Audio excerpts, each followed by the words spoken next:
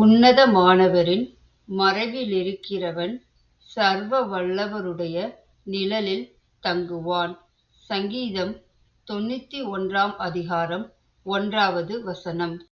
He who dwells in the secret place of the Most High shall abide under the shadow of the Almighty.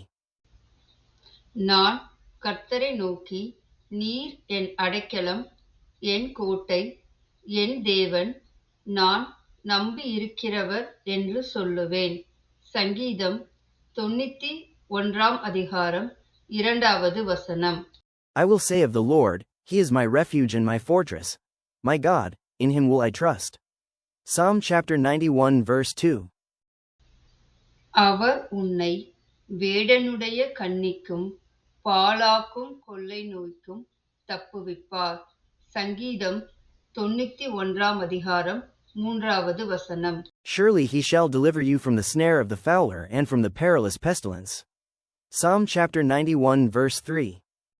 அவர் தமது சிறகுகளாலே உன்னை மூடுவார். அவர் செட்டைகளின் கீழே அடைக்கலம் புகுவாய். அவருடைய சத்தியம் உனக்கு பரிசையும் கேடகமுமாகும். சங்கீதம் 91ஆம் அதிகாரம் 4வது வசனம். He shall cover you with His feathers, and under His wings you shall take refuge. His truth shall be your shield and buckler. Psalm chapter 91 verse 4.